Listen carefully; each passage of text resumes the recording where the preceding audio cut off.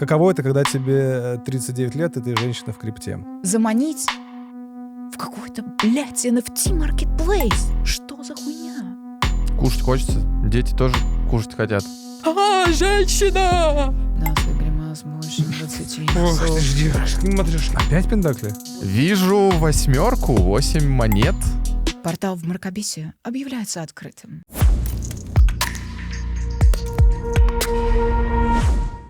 Всем привет, это Angel Talks, и сегодня будет очень, видимо, не очень необычный выпуск. Аркан Смерть. Да, всем здрасте, у меня отшельник. Я не знаю, что сегодня получится, но давайте попробуем. Сегодня у нас очень интересная тема. Сейчас будут ее представлять мужчины. Каково это, когда тебе 39 лет, и ты женщина в крипте? Это даже звучит страшно. Я это не знаю. Но сегодня у нас в гостях Ольга Фокси. Я, кстати, не знаю, как твоя фамилия. Может быть, и не надо. Да, мы никому не скажем, я же в крипте. Вы чего? Я же анонимно. Вы что? Анонимно, вы что? Да. Короче, какая история? Мы познакомились на подкасте, аудиоподкасте, когда нас пригласили в Криптуса. Это наши классные друзья. У них большой YouTube-канал. Они пригласили нас на подкаст. Называется «Алло, это Веб-3», да? Да. А вот это Веб-3. Да, и как бы, когда мы услышали голос Ольги, мы такие, мы пойдем. Тебя еще называют лучший голос в Веб-3, да? Да, лучший женский голос в Веб-3. Ну, в принципе, помнишь этот момент, когда мы кайфовали у Криптусов с голосов, которые они там... Никита один чего стоит. Мы с Никитой когда созвонились, такие: Никит, скажи что-нибудь, а? Никит, ну пожалуйста. Никита или Кирилл? И Никита, и Кирилл. На самом деле, когда с Никитой созвонились, мы попросили его коронную фразу какую-то сказать. Типа, это реально ты.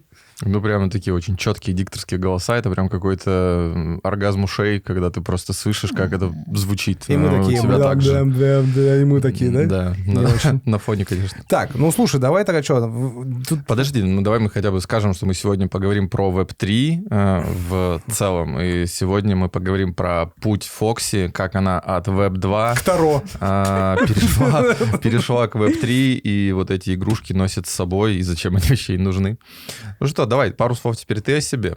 Да, привет. Я не знаю, у вас принято говорить спасибо, что позвали, но так как к вам приходят очень крутые люди, очень статусные, весомые... Они все благодарят, все верно. Да. А я, собственно, такой простой, даже не диген, а просто немного женщина в крипте, мне немного лет... Ну, в смысле, много, но пока еще не настолько много. Много женщин, но много лет. Поэтому для меня это прям супер круто, я вам очень благодарна. Ну, вы знаете, как я вас люблю, я вас всегда хвалю везде. Комментарии всегда пишешь. И комменты всегда пишу, и отмечаю в других чатиках, и всегда про вас говорю на всяких подкастах. Поэтому тебя и пригласили. Это будет отличный рилс. Социальные поглаживания. Это сработало, да. Это сработало. Ну что, у парней сегодня отшельник и смерть. Отшельник у меня, если что. Смертью Сережи. Как же это все совпало? А у меня денежки. О них сегодня и поговорим. Короче, он куда-то уйдет, я умру, у тебя деньги будут. Ты нас что-то сами сделаешь, я не пойму. Ну, видимо, я заберу сид-фразы от ваших кошельков. Нет. У меня есть паяльник. Да. Все быстро. Ладно, давай, наверное, начнем с твоей истории. Ты была в Web2. Давай вот с этой, наверное, точки не будем прям от рождения. Тебе все-таки много лет, иначе у нас подкаста не хватит. Я чувствую, как сегодня весь подкаст будем про это говорить, да? А мы всегда про это говорим. Мы всегда говорим про это, потому что это крутая тема, на которую можно выехать, похайповать, и начнем с того, что мне никто не верит, да? Ты врешь, в смысле 39. Ну, да ладно, через 4 месяца будет 40, и если Layer Zero раздаст нам дроп, я закачу такую вечеринку. Вау. Какого ты года рождения? 84-го. Точно. Скорость ответа определяет знание возраста. Слушайте, я с 2010 года попала в огромный IT-холдинг, и в этом IT-холдинге переходила из компании в компанию, поднималась, росла, пока в один прекрасный момент на горизонте наш суперфаундер, это абсолютно гениальный человек, который генерирует идеи сильно раньше, чем эти идеи приходят в тренд. То есть вот у него визионер, он очень крутой, я не имею права его называть, не могу, не хочу, вдруг он посмотрит, и потом скажет: какого хера вообще, что ты тут про меня несла? Но он, правда, очень крутой, однажды он принес классную идею, он же сказал мне: давай-ка сделай исследование, и привел Виктора Оровского, которого вы прекрасно знаете. Да, был у нас в подкасте, кстати, да, вот здесь. Да, очень крутой подкаст. Ребята, если вам вообще интересно, как делаются большие деньги, финтехи и так далее, посмотрите подкаст с Виктором Оровским. Виктор очень крутой. Ну, парни крутые по определению. И окей. И я начинаю, то есть я делаю большую аналитику, я питчу эту идею, Виктору она нравится, и в какой-то момент, спустя полгода, Виктор такой: Оля, давай ты будешь генеральным директором. Ты будешь CEO стартапа, ты единственная, кто здесь работает на износ, ты такая молодец, а я уже там 7 потов себя снимаю, у меня никакой личной жизни, ничего нет, я просто работаю как скотобаза, безостановочно. И вот так вот с позиции человека, который просто что-то анализировал, питчил, я внезапно такая, хоп, да, CEO и директора по продукту. И тут я прям... А что за стартап? Или секрет? Телемедицинский стартап. Угу.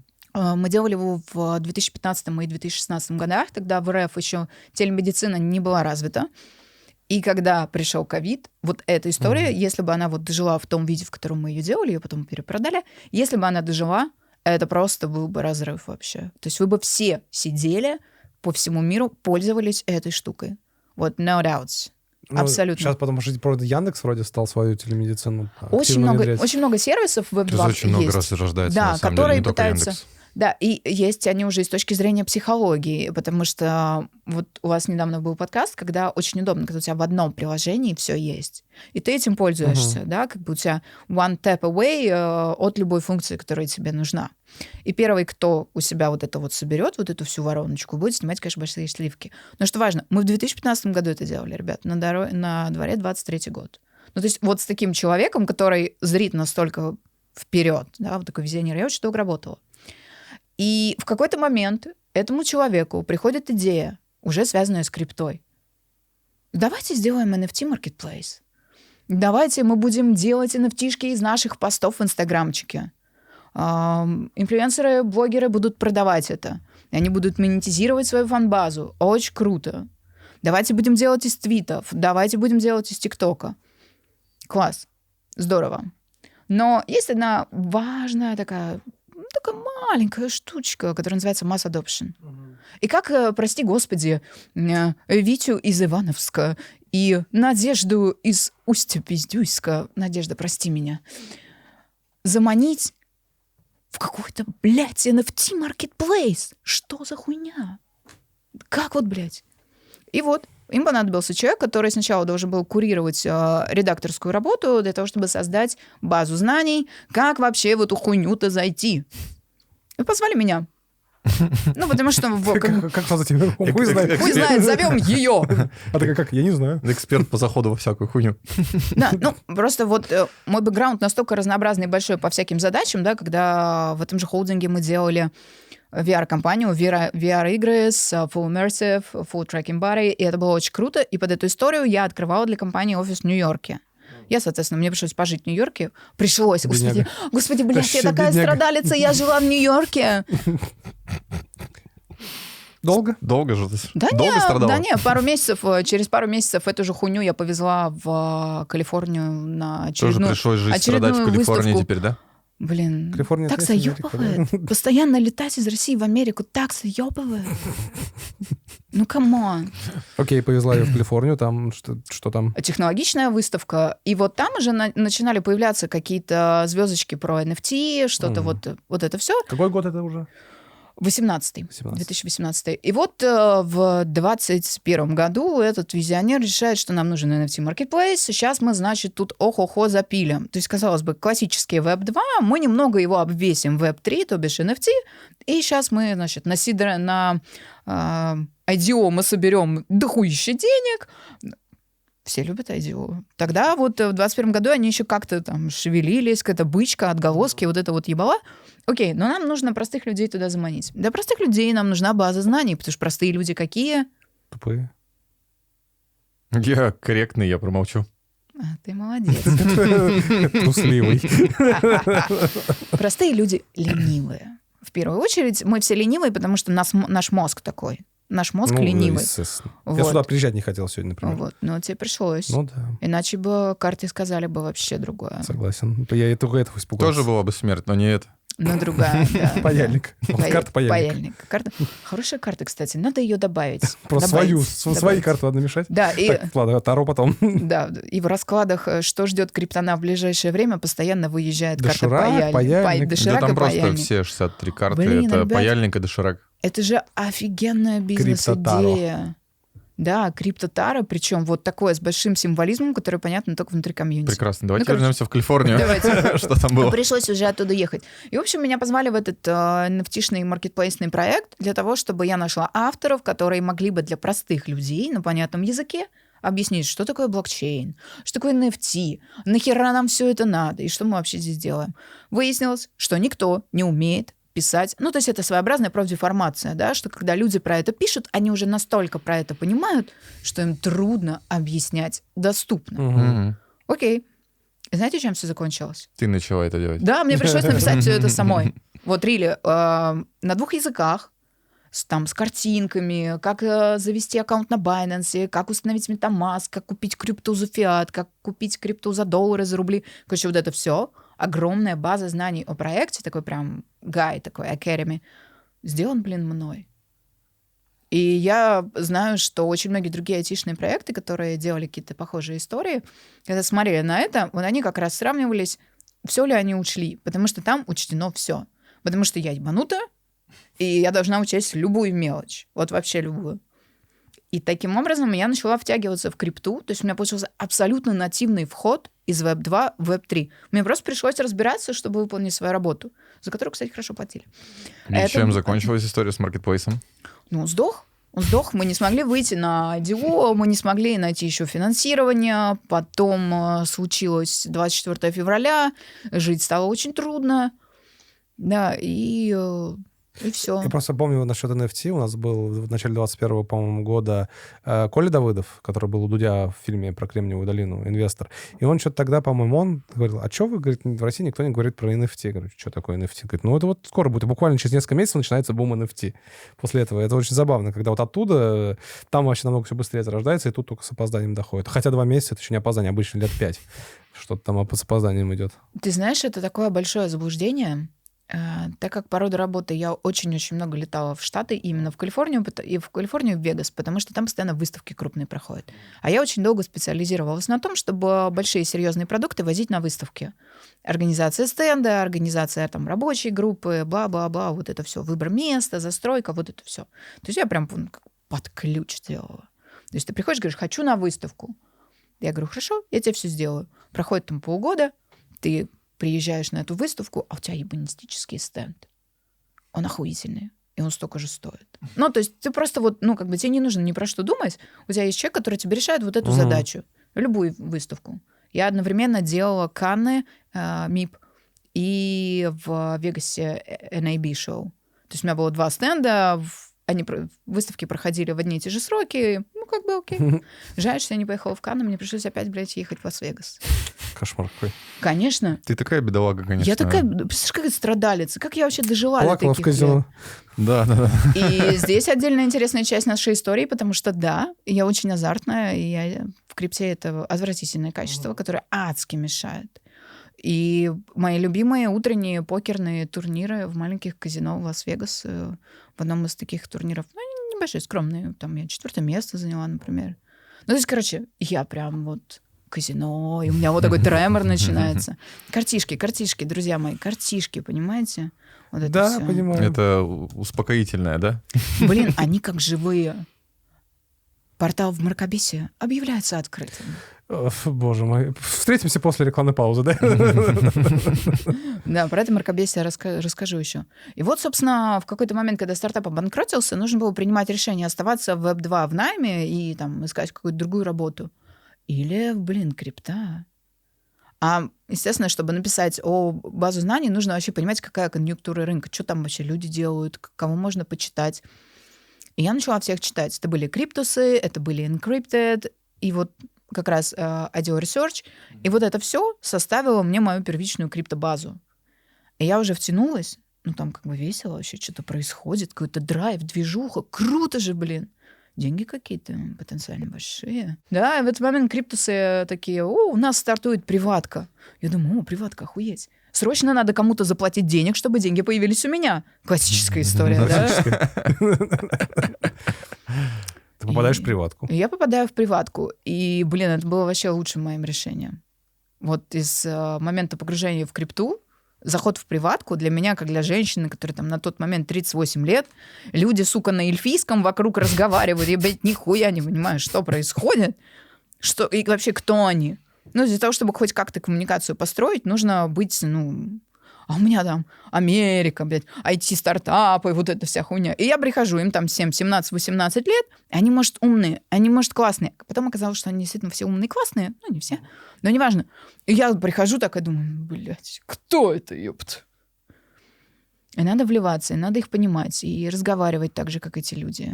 Иначе ничего не получится. И приватка в этом смысле самый-самый мягкий вход, который может быть. Потому что когда люди платят деньги, они немного по-другому себя ведут. Угу. Вот, и общаются с ним немного по-другому. И чуть вежливее. Чуть вежливее, да, с ними общаются. И то есть ты там начала какую-то движуху свою наводить? Конечно. Типа... Блять, вот. Я просто зашла, поняла, что очень много инфы, очень много. И таких, как я, у них примерно каждый первый. Вот. И вот эту всю инфу, ее недостаточно текстом структурировать, потому что если ты не занимаешься криптой full-time, то ты всегда что-то пропускаешь. Всегда. Чем больше ты пропускаешь, и другие люди про это пишут, тем выше у тебя поднимает голову фома. Поднимает голову фома, начинаются неудачные сделки, начинается грызня себя, и дальше просто проблемы с кукухой. Торговля с сотым плечом. Торговля с этим плечом. Блин, у нас в Криптусах в приватке была рубрика «Сольем ваш депозит дорого». И мы торговали с этим плечом в режиме реального времени. Это же изменение на 1%, это все. Да, да. Херачит. Да, А в крипте это, понимаешь, это тыц, у тебя твой баланс улетел. Ну или вверх, либо вниз. Казино. Миллисекунда и до свидания. Да. Но это такой фан был. Это то, зачем люди в крипте в том числе, за вот этими эмоциями. Как это? Бинарные опционы практически, знаешь? Помнишь, такая штука была? Да. Вверх или вниз пойдет график. И как бы и все. Вот, это очень круто, и я поняла, что инфы так много, и что надо людям делать подкасты.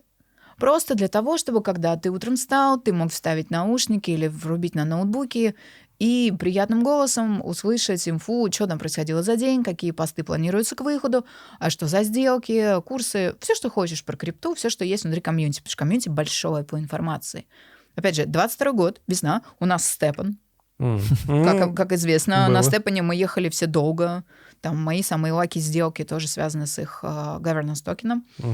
И я просто на созвоне с руководителями юниона говорю, ребят, давайте я сделаю вам подкасты. Вам будет так приятно их слушать. Естественно, все слышат вот этот голос, но никто же не видит, да, меня. Все слышат этот голос. Все такие... Давай. Да. Давай попробуем. Не останавливайся. Да. Давай попробуем. И вот так все закрутилось на 1,5 года. Я начала делать эти подкасты. Ты аудиоподкаст зашла к Именно ним... внутри приватки. Да. А вот этот, который появился подкаст потом, Кирюхин... Алоэ Web3? Да. Или отдельный Кирюшин каждое утро? Каждое утро, Алоэ Web3, еще вот много всяких подкастов. В тележечке, наверное, это после тебя уже, да? Нет, наоборот, после этой идеи? наоборот, Кирюша появился раньше. В тележке, вот когда Да. он выходит, такой, Daily привет, Digest. Криптусы, Да. сегодня мы с вами, и там Да. Daily Digest и Кирилла вышли значительно раньше, причем, так ощутимо раньше. И на самом деле, Кирилл, спасибо тебе, дружище, потому что ты меня вдохновил делать подкасты для Юниона.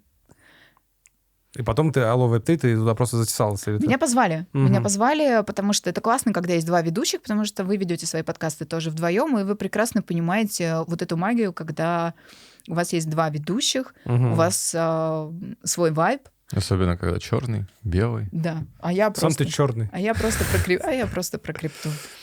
И ты затесалась к ним уже как сотрудник? То есть тебя взяли на ставку? Или ты просто такая, Нет, давайте меня на ставку делать? взяли уже в Юнионе, когда я предложила делать подкасты. Мгм. Потому что, это работа, так или иначе, Ну да. это работа. И эта работа... Окупила приватку, да, не через вообще другую как бы историю. Ты выкупил это! Да. Вы будете зарабатывать на крипте, Да, но я я буду буду. зарабатывать на своем голосе и подкастах. Да, и немножко на вас. А что в итоге ушла? Это трудно делать 1,5 года одно и то же внутри маленького комьюнити. Пусть оно там постепенно растет, и с точки зрения приваток это одно из самых больших вообще комьюнити в крипте. Самых годных, менее токсичных, прям вот хорошие. Ребята хороший продукт делают, но это видно потому, что они, в принципе, для Криптус Медиа для своего делают.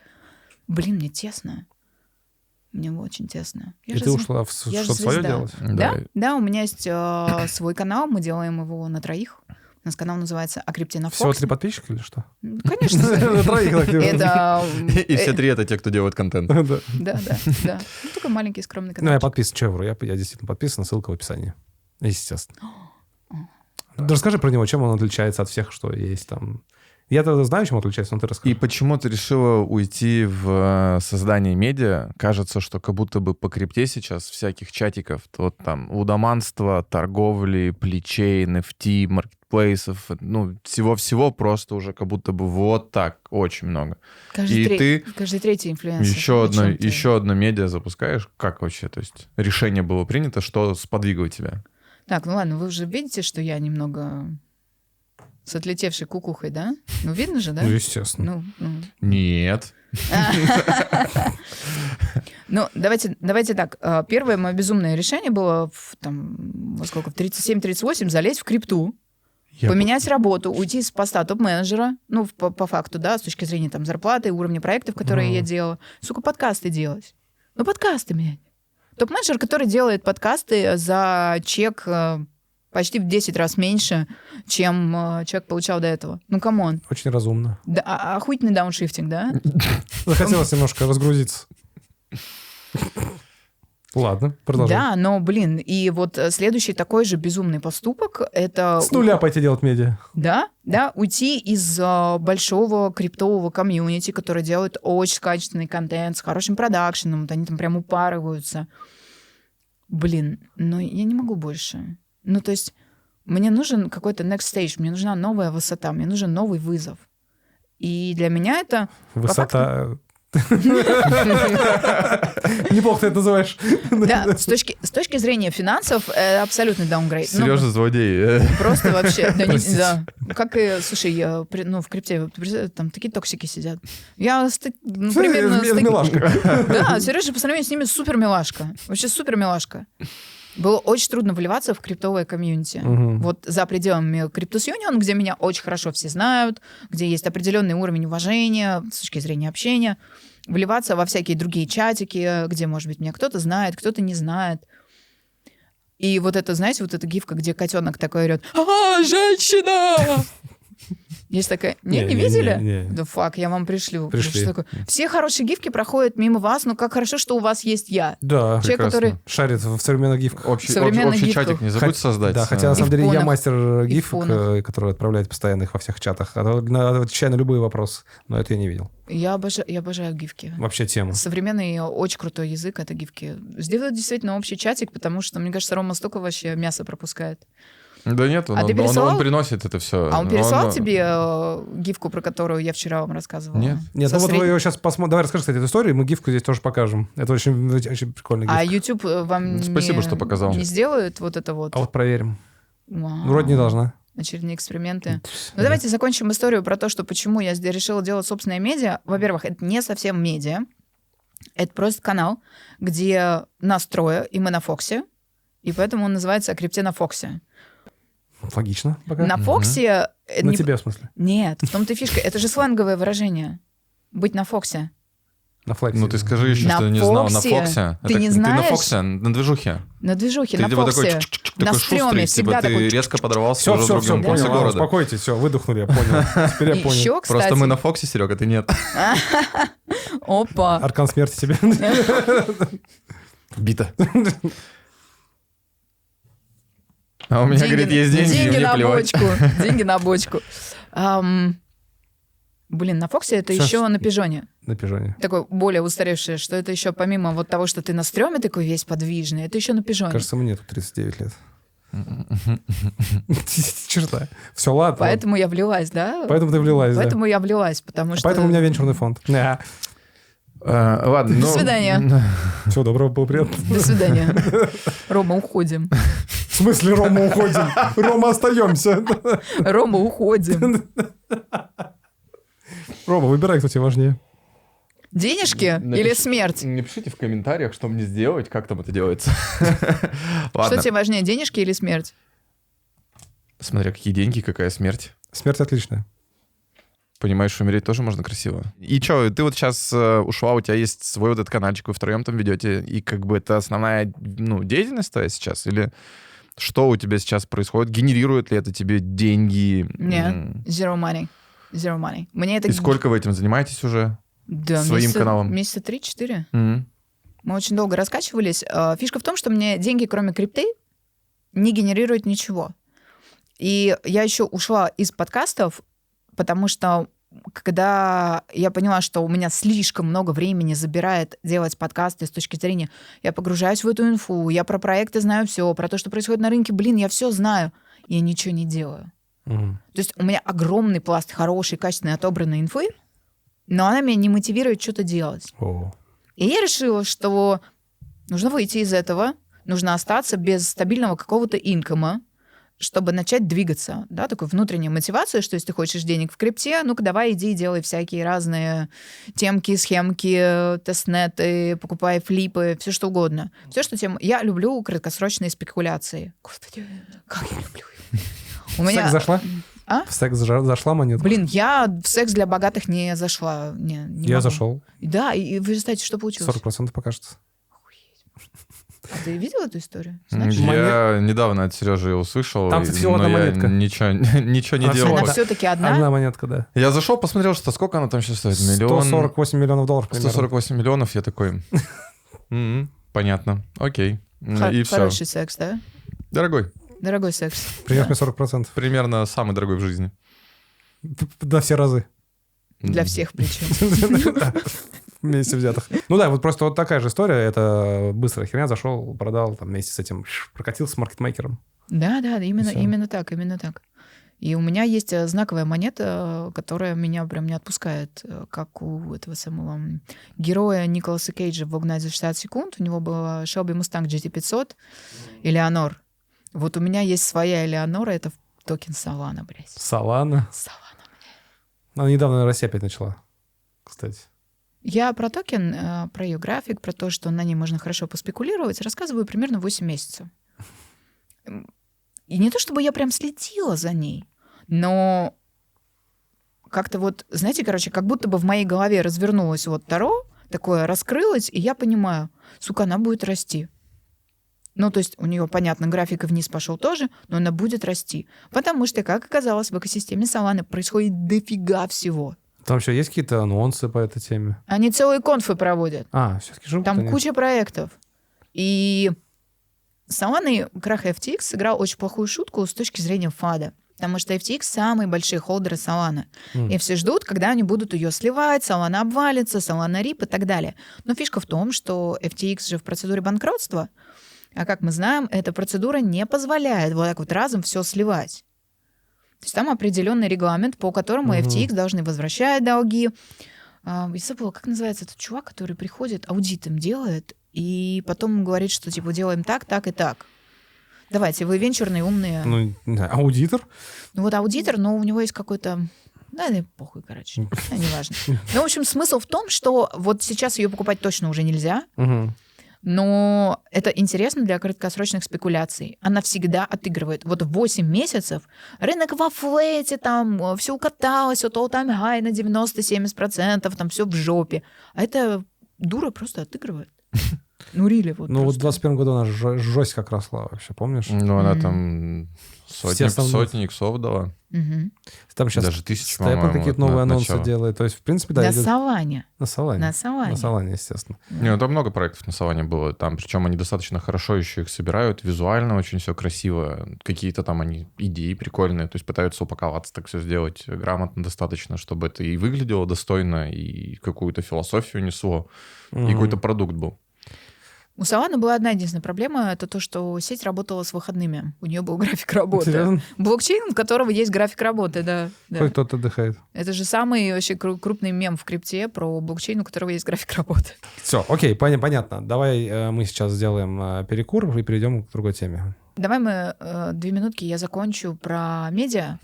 Ты не закончил? Блядь, мы так все уходим. Вот Прикинь? Так вот. Ну, просто потому что нам круто разговаривать между собой, понимаешь? Вот мы клевые, интересные люди, интересно вас послушать, интересно с вами разговаривать. Включите прямой эфир. Такое ощущение, что она пришла нас послушать и чуть-чуть рассказать. А мы молчим, она рассказывает. А я просто... Ну, слушай, я Фокси Радио, я всегда... Фокси FM? Фокси FM, я вот прям без остановки могу часами вот так разговаривать. Хорошо, Это, кстати, хорошая идея тебе на будущее. Взять просто, запускаешь в тележке стрим, вечный ставишь микрофон, и просто сидишь, работаешь, рассказываешь, что ты делаешь, пока ты работаешь. Медиа. И будет у тебя просто такое И вот это нон-стоп. тоже было в плане. Вот такое делать. Делать круги, обмены. То есть сделать не просто криптовое медиа, где люди рассказывают, какой у нас сейчас ретродроп и чего мы там лутаем, да? Это надоело до хера всего. Да, ну зачем лезть на эту поляну, которая занята? Есть же много крутых историй. У нас команда состоит, я это медийное лицо, которое вот любит ба-ба-ба-ба, взаимодействовать с комьюнити, сходить к кому-нибудь в гости. И 2 очень умных человека. Я красивая, а они умные. Классика. Один в аналитику, причем... Кого-то это напоминает. Не так ли, Сергей? Интересно, кого? Потому что я красивый и умный. Ну, я тоже красивый и умный. Идеальная пара. Ага. Ну вот, то есть один умный на стыке Web2 и Web3 очень круто разбирается, анализирует проекты, экономика, вот это все пишет тоже классно. И он доставляет нашему каналу умную инфу, про которую в крипте сейчас писать не принято. Не принято, потому что все в крипте за баблом, и всех интересуют только ретродропы. Поэтому это то, чем мы отличаемся, раз. И второе, у нас есть, соответственно, третий человек, который тоже и в токенах разбирается, и он имеет огромный крутой опыт работы с амбассадорскими проектами. А амбассадорки — это то, что кормят даже на медвежке. То есть мы по факту просто контентом в принципе отличаемся, и подходом, и контентом. У вас очень чат живой, я заметил еще. Он подъебал. В смысле? Он реально живой. Там постоянно что-то пишет в вашем чате. Ты просто не видел живых чатов. Ну, где Нарнию не берем какую-нибудь? Там все что происходит. Возьмем Moneyflow. Не видел сейчас. То есть у вас это не живой считается? По сравнению со многими другими вообще нет. По сравнению с нашим, это он очень живой у вас, знаешь. Слушай, для того, чтобы чат был живой, там постоянно что-то должно вбрасываться, знаешь? Вот. Да. Должен быть какой-то коммент, который будет байтить всех остальных людей на общение. И за это как раз у нас я обычно отвечаю. Опять же, потому что меня знают больше, чем других ребят. И, кстати, я кормлю свою внутреннюю звезду. Это еще то, почему я начала делать подкасты, почему начала делать свой канал вместе с ребятами. Я кормлю свою внутреннюю звезду. Естественно, это одна из причин. 40 лет, все, it's time to change your life. И все. А потом иногда сижу, думаю, ты охуела. Зачем ты вообще это сделала? Все. Страшно менять свою жизнь, когда тебе много лет. Особенно, когда ты женщина. Стрёмно. Так и хочется сейчас пошутить, что в свете моих последних событий показывает наблюдение за миром вокруг, что как раз женщины где-то в районе 40 начинают кардинально менять свою жизнь. У них отлетает кукуха? Что-то, видимо, из этого есть.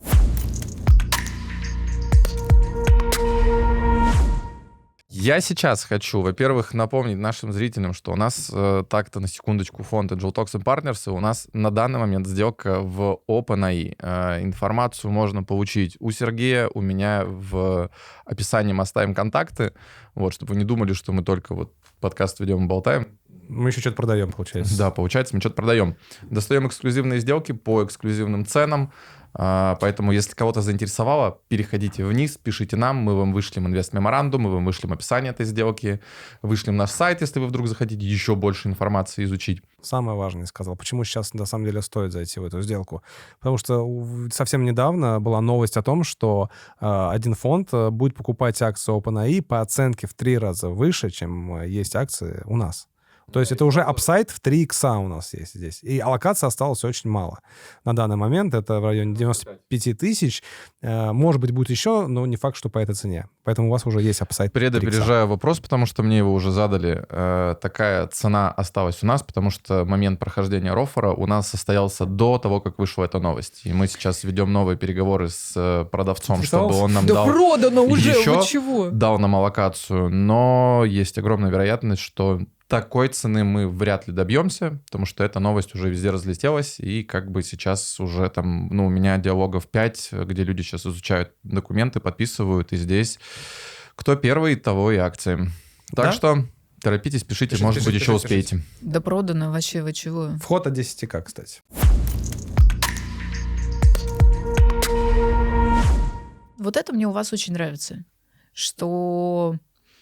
Можно зайти, то есть там 5-10к, я знаю, что у вас периодически бывает. Но по факту я сегодня, когда ехала на подкаст, подумала, что, можно же вот просто собраться в DAO, Ну, там, я не знаю, у меня есть 10 человек, у кого-то есть 1К, у кого-то 2. Блин, мы можем собраться в DAO. Слушай, мы тебе откроем тайну. Так и заходят. То есть у нас там крайние чеки были, сколько там, по-моему, 60 или 70 зашли. У тебя было? Ребята, 70 у меня 70, было, да. То есть они как раз зашли, то есть у них там вообще чеки даже были не от 1000, а там 50-100 баксов, то есть они просто комьюнити сложилось, с микрочеками зашли, они собрали все это в пул денег и а от с такими мы еще комиссиями делимся с партнерами. Блин, это офигенно, ребят, это очень круто. Но знаете что? Это не очевидно, вот что я хочу вам сказать. Это очевидно только для очень умных людей. Блин, я мечтаю, чтобы... вот об этом, о том, что вы делаете, узнала дофига людей, которые тусуются в крипте. Им это будет очень понятно. Я не знаю, что я придумаю, но я что-нибудь придумаю. И make Angel Talks great again. Нам надо, знаешь, что сделать? Подкаст наоборот потом. Чтобы Фокси, когда придумает какие-то гениальные идеи, чтобы она нас пришла поинтервьюировать. Ну мы к ней же пойдем. Да, но мы в аудио формате, я еще думаю, видео и на наш канал, чтобы грузануть. Сейчас Layer раздаст. Да мы оплатим. Студию. Мы пойдем с вами в какое-нибудь безумное место и устроим какую-нибудь безумную историю. Слушай, давай таки раскроем тему того, каково это, когда тебе 39, ты женщина, и ты заходишь в новую тему. Вообще, как жить? Потому что часто бывает так, что вот наступает какой-то возраст, думаешь, ой, все в пизду, все пошло, я что-то хочу новое. А ты такой, как это? А деньги? А еще что-то? Кушать хочется. Дети тоже кушать хотят. Такие, мам, Layer Zero, это, конечно, интересно, но хотя бы водички, пожалуйста, хотя бы с Сейчас скоро ретро-дроп. Ждите, да? Еще пару нот, сыночек, подожди. Иди пока пару нот установи. Ну так что? Блин, парни, это трудно, потому что когда ты в какой-то момент построил свою карьеру и все отбросил и заходишь заново, первое, с чем приходится поработать, это с ощущением собственной значимости, которая для этого комьюнити, для этой сферы деятельности вообще ничего не значит. И ты учишься новому. И самое главное, что это странное решение бросить что-то такое устоявшееся и отправиться в новые горизонты, блядь. А у тебя был нервный срыв какой-нибудь в этот момент? Или какая-нибудь он не проходит до сих пор. Ты посмотри на Таро. Просадка эмоциональная. Да, у меня была пострадовая депрессия, из которой я очень долго выходила, причем без психиатра, но с психологом. Потом уже пошла работать как раз с подкастером, и потом уже еще пошла к психиатру. А потом постбулрановская депрессия, знаешь, когда все вниз полетело. Слушай, это классная история, с которой я очень хочу поработать. Фома и в моменте, и фома с тем, что, о боже, я пропустил булран, да? Ой, как мне похуй, кстати. Слава богу, что у меня нет фома. Я, наверное, такой из немногих людей. Мне так плевать, трамвай ходит каждые 15 минут. Вообще похер мне на это. Нам нужно его препарировать. Почему, как это работает, да? Да, как это работает? Нам нужно его препарировать. Может быть, там в мозге что-то такое. Короче, это трудно, потому что ты начинаешь заново, тебе типа 40 лет, ты уже полжизни прожила, и такая... В лучшем случае. Если очень повезет. Да. И знаешь, в этот момент, наверное, самое главное было то, что я так устала от того, что я делала до этого. Вот я прям так устала. И подумала, что крипта — это офигенная история про будущее. И если я хочу в это будущее заехать обеими ножками, желательно в лабутенах, то нужно начинать уже прямо сейчас. При этом не думать, что я, потому что такая умная с бэкграундом, я, значит, лучше, чем все эти прекрасные 20-летние юноши. Что я могу их чему-то научить. Я ни хера вообще ничего не могу их научить. Они меня учат. Каждый раз, когда я прихожу в комьюнити, каждый раз, когда я знакомлюсь с какими-нибудь блогерами, инфлами, я учусь у этих ребят. И это самое важное, что я вообще для себя смогла сделать, убрать чувство собственной значимости и просто делать. Делать интересно, пробовать, ошибаться. Ошибаться очень трудно. В крипте ошибка всегда минус деньги. Всегда. И в этом смысле крипта, мне кажется, очень круто, очень быстро взрослеет. Потому что... же еще, прости. Почему у нас токсик на подкасте? Почему? Потому что так веселее. И после этого еще будут люди, которые мне говорят, что ой, нет, крипто СНГ комьюнити вообще не токсичная. Так это не крипто СНГ комьюнити. Это венчурная СНГ. Это еще хуже. Это базовая Сережина настройка. Ах, это базовая Сережина настройка. Слушайте, но в Штатах, например, когда добираешься до уровня каких-нибудь силиконовых долин, приходишь со своим стартапом, там вообще все похер. Мужчина, это женщина, сколько тебе лет, вообще это никого не волнует. Всех волнует трек-рекорд, что у тебя за идея, что ты можешь делать. И это, кстати, вот венчур отличает очень сильно от крипты.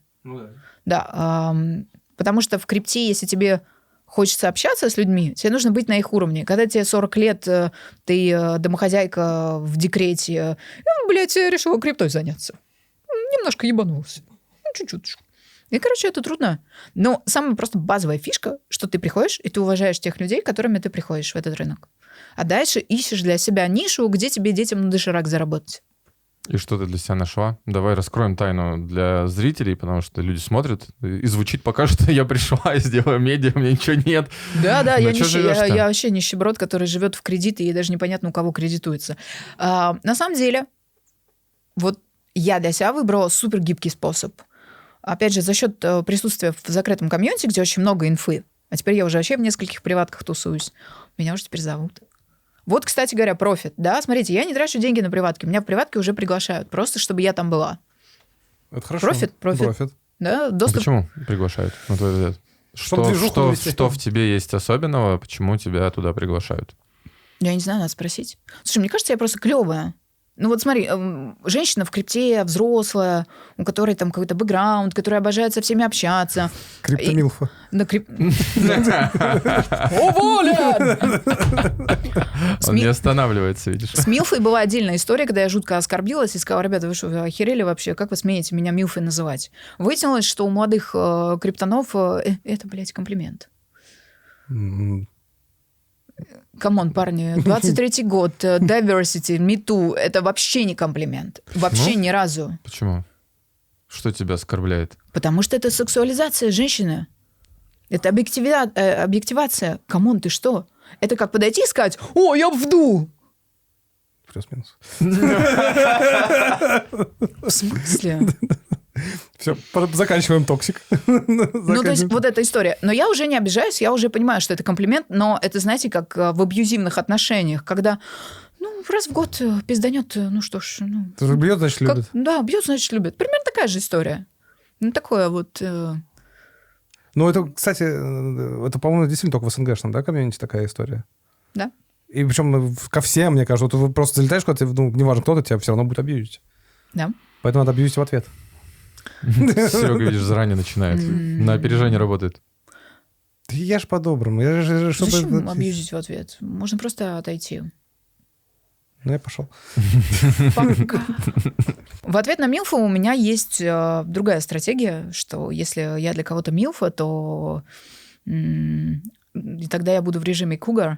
Это тоже американский термин. Как раз женщины там... Сейчас, наверное, уже это женщины за 50. То есть они как раз для юношей милфы, а женщина в режиме cougar, когда она охотится на молодых ребят. Она их преследует. И да, я хожу на всякие митапы, смотрю на этих прекрасных молодых людей, они разные. И преследую, да? За спиной тихонечко подошла. И тут появляется вот эта гифка: женщина! И, короче, окей, на коротких сделках. На чем я зарабатываю? Короткие сделки, спекуляции на монетках. Причем я никогда не беру щитки, потому что щитки — это для меня очень стрёмно. Я их не понимаю, поэтому я не хочу ректоваться. Я лутаю немного на дропах. У меня был Arbitrum, что у меня еще было? Space ID у меня еще был, но случайно. Я просто делала эти компании, потому что там были красивые картинки. Такой сейчас статус криптоэксперта такой. Да так все делают, на самом деле, просто не признаются. Да, конечно. Особенно по сайтам, да? Помнишь, мы тоже как-то смотрели, анализировали там.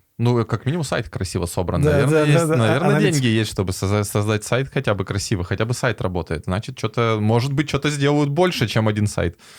Это похожая история, когда был 21 год. Все начали только о нодах говорить. Мы сделали пару эфиров, которые залетели. И я, и Ваня у нас еще тогда был, начали пробовать делать ноды. Сначала я начал делать. Он начал делать ноды, потом я подключился, он перестал делать ноды. Я одну, по-моему, ним я сделал. Ним, как он называется. Помнишь такое? Да, ним. И все. И я больше ничего не делал. И Ваня кучу сделал. И в итоге ним только выстрелил в тот момент. У меня было 4 или 5 нот. Он мне там что-то 5 или 7 баксов насыпал за это все.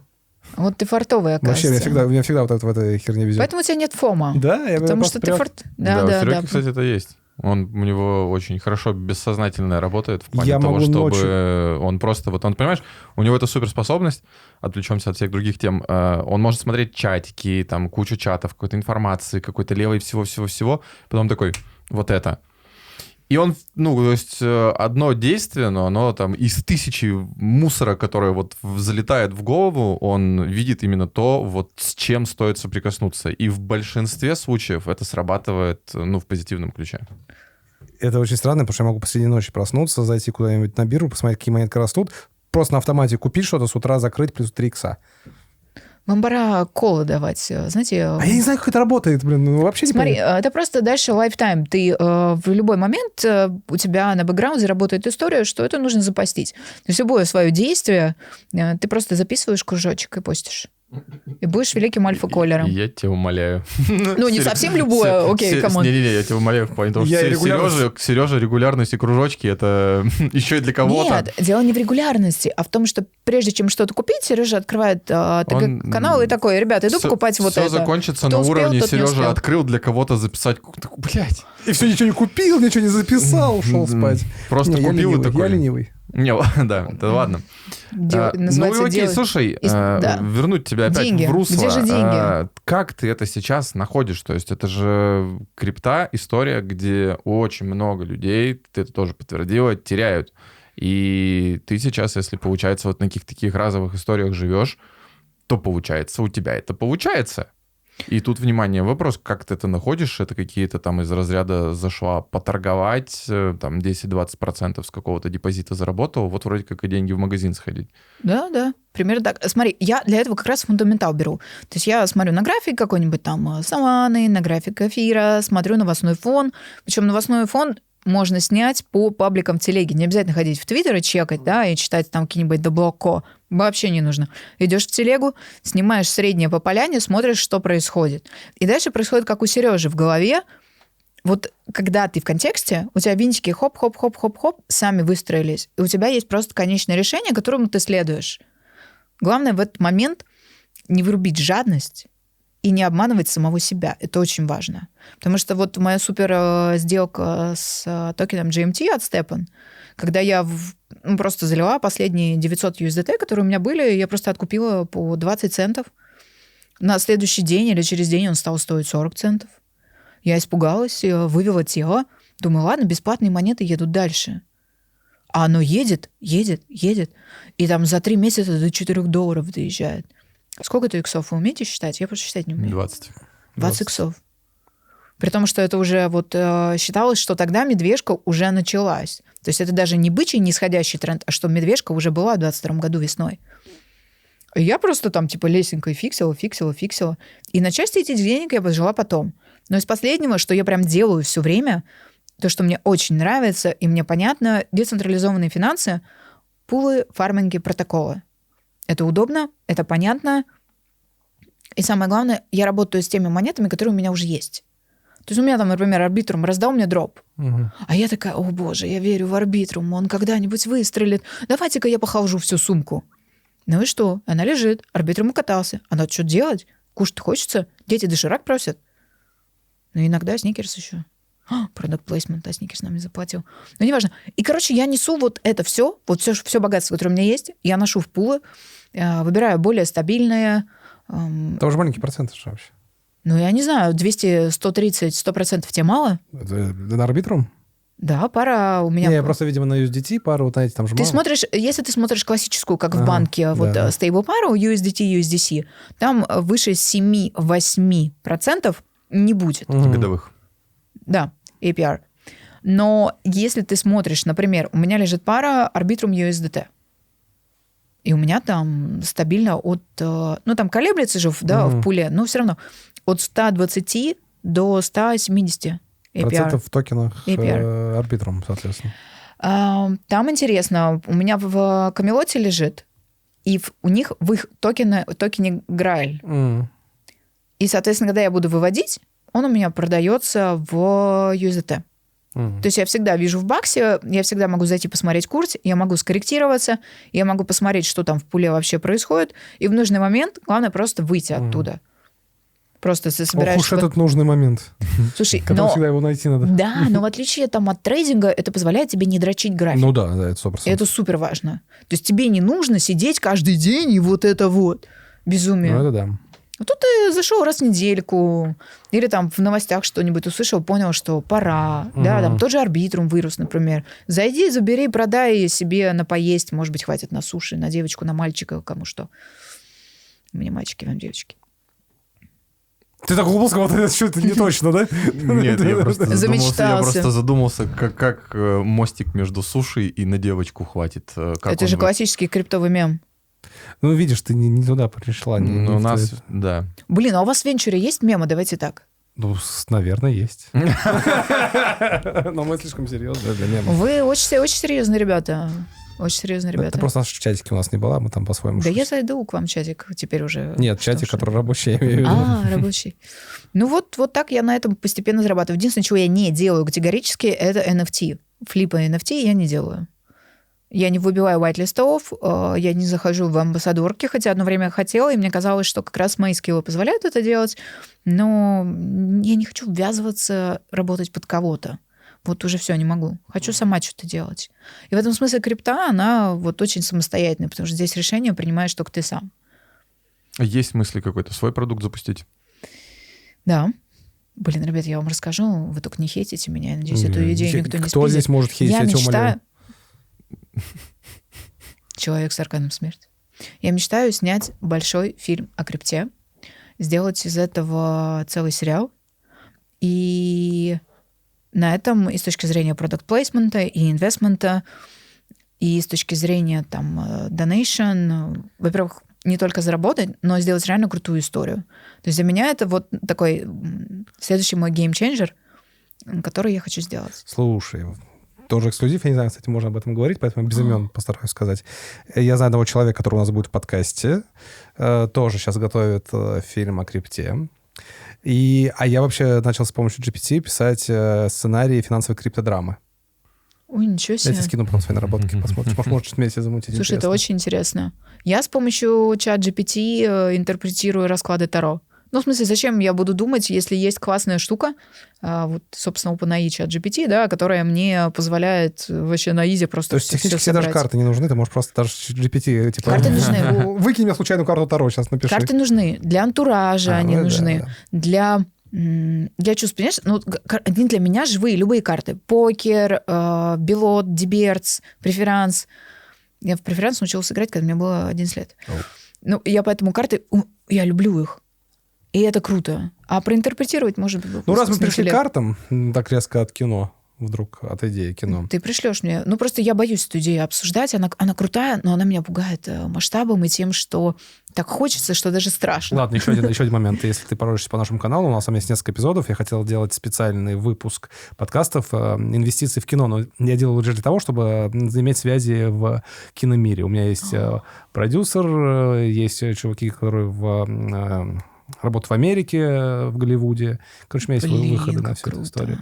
Есть Павел Мунтян, который делает мистера Фримана. Обожаю Павла Мунтяна. Криптовая история вот эта вот. Обожаю. Take my muffin. Take my muffin, да. И это круто. Я знаю, как ему трудно, как трудно все, что Павел делает. Он же был у нас тоже на ООО, это Web3. Да. Да, и он тоже очень классный, очень кайфовый. Вот есть люди, с которыми тебе хочется делать какие-то огромные, безумные вещи. И это прям...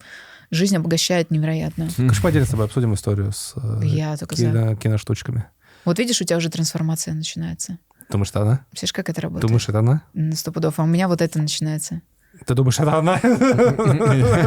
С киноделством как будто бы выглядишь, что это не она. Ты вообще отшельник, молчи. Иди сюда. Я, видите, молчу сегодня много. А почему? Вот ладно, давай. Какого хрена Таро? Тебе просто по кайфу, это прикольно, или ты реально в это веришь? Слушай, этой колоде 20 лет. Я купила ее 20 лет назад. Ой, 25. Я почему думаю, что мне 33. Нет, сорян, мы же в 23-м году живем, мне 39. Это мне 33. Фак. Взгрустнули? Слушай, идея не нова, но мне кажется, я же вторую еще астрологию хочу притащить. В крипту. В крипту притащить астрологию. Смотри, мы потеряли Сережу. Нет, я с вами, я слушаю. Мне кажется, все это мракобесие из Web2 можно охуительно занести в крипту. Да можно, но ты вопрос другой. Ты реально в это веришь? Это для тебя это или просто прикол? Да, это работа с символами, с бессознательным. Прикольно, я в это верю, это работает. Понял. В астрологию тоже верю. Я такие вещи умею делать, от которых даже большие скептики такие. Ну, это какая-то хуйня, блядь. Давай пример какой-нибудь крайний из твоей практики. До свидания, Сережа. Слушай, я недавно... Прощай, Сережа. Я недавно обучилась такой штуке, как транзиты в астрологии. И если мы сейчас отбросим какое-то мракобесие, да, что типа... Нечего будет обсуждать так. Ну, мы найдем другую тему. Нет, ладно, давай, чтобы я затронул. Короче, абсолютно практический инструмент, который позволяет нам понимать, в какие периоды жизни у нас может с датами прям, да, вот, случаться какой-нибудь трешачок. И не совершать на этом трешачке каких-то ошибок, которые нашу жизнь вообще заруинят. Либо с позитивными всякими гармоничными транзитами делать, наоборот, большие истории. Выходить в паблик, снимать фильм, там все что угодно, какие-нибудь крупные сделки. И я думаю, как это безумие можно натянуть на крипту. Например, выходы проектов, всякие анонсы. Но это требует огромного исследования. Опять далеко. Требует реально... Да, конечно. Все требуется проверить эмпирическим путем. Ну, или парочка просто случайно удачных выходов. То, что было запланировано, вышло. Я предлагаю, как делали эти ставочники. Короче, у тебя есть несколько категорий людей. Ты одним говоришь, что одно произойдет, другим, что другое произойдет. Потом работаешь с теми, что произошло. И так дальше. Они несколько раз убеждаются, ты им продаешь что-нибудь. Мне кажется, это работает. Мне кажется, мы можем с вами отличное трио составить в некоторых историях. Вы очень умные, я красивая, люблю астрологию и таро. Ну, вообще можно замутить там целый схематоз. Один из кейсов, когда одному из членов команды, который вообще просто, нет, в смысле таро. Он, конечно, никогда не говорит, что я с ума сошла, но... И он меня внезапно попросил посмотреть ему транзиты на предстоящий год. Вот так это работает. Слушай, посмотри меня. Да. Я, значит, ему смотрю, рассказываю, что происходит, а потом для того, чтобы понимать хорошо прогностическую картину, всегда нужно назад еще отмотать. И я отматываю назад, вижу там важные такие сложные периоды, и думаю, я хотя бы проверю, вообще был смысл-то мне учиться, а то, может, я идиотка. И я ему рассказываю, я говорю, смотри, вот в этом году вот такое-то, вот в такой-то сфере, вот с такими-то людьми, под давлением вот того-то, вот под это было. Там такая тишина. Я говорю, что молчишь-то? Я, говорит, в ахуе. Почему это работает? Фак это работает. Я скину тебе свою дату рождения. Да скинь, конечно. Блин, это круто. И Сережину тоже скину. Сережину не надо, у Сережи все хорошо, у тебя отшельник, а у Сережи смерть.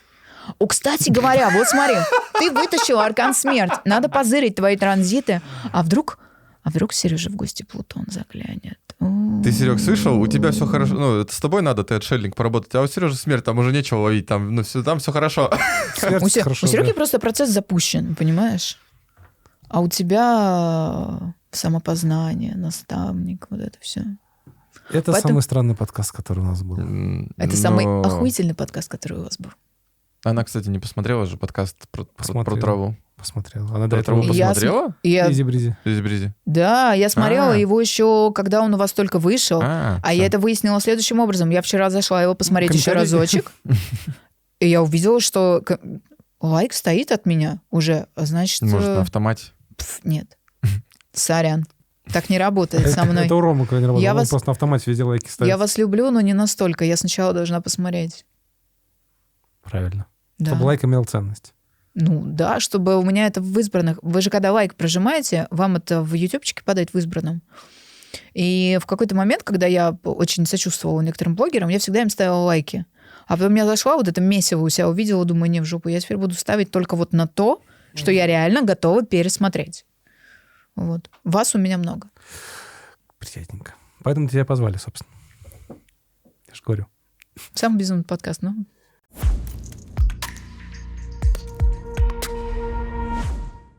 Так, ну что, у нас вопрос из чатика про проект Гримас. Да, даст ли Гримас, по-моему. Ну, конечно, Гримас называем. Даст ли Гримас больше 20 иксов? Даст ли Гримас больше 20 иксов? Ох ты ж, матрешка. Ладно. Вообще вот другая просилась, ну да ладно. Только 8. Вижу 8, 8 монет. Что это? 8 монет Гримаса дадут 8 иксов. Ну что, пентакли — это всегда про денежки. Опять пентакли? Да, вот смотри. Ты сюда одну и ту же карту монетки. вытаскиваешь? Нет, это Нет, другая. моя На той была другая, вот. На той было 7. Моя у меня семерочка. Ага, это больше денег. Это больше То денег. есть даст. Да, я вижу, 8 иксов. Ну, откройте кто-нибудь чат GPT, давайте проинтерпретируем.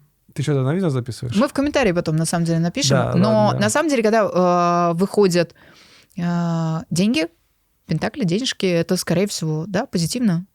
Да? Ну, насчет 20 сложно сказать, но деньги какие-то будут. Вот если бы там были мечи, там был бы рект. Вот прям вот к бабке не ходи.